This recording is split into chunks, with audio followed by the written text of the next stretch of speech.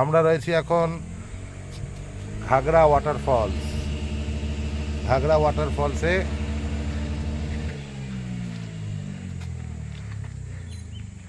এখন জল অবশ্য একদম নিস্তরঙ্গ। ফলসের যে আওয়াজ সেসব কিছু পাওয়া যাচ্ছে না, তার কারণ এপ্রিল মাসে সেটা আমরা এক্সপেক্টও করিনি।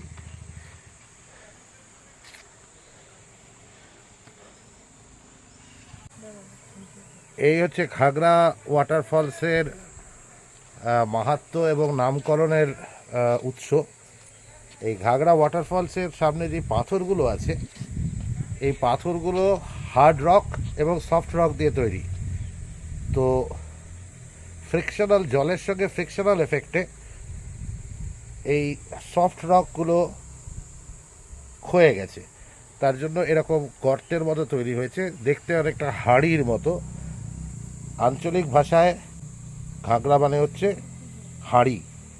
তো সেই জন্য এই পাথরের জন্য এই পাথরগুলো, এই হার্ড রক এবং সফট রক, শক্ত পাথর এবং নরম পাথর দিয়ে তৈরি বলে এই যে একটা আকার ধারণ করেছে, মাঝখানে মাঝখানে গর্ত, পটহোলস ইংলিশে যাকে বলে, তার জন্য এর নাম হয়েছে ঘাগরা ওয়াটারফলস।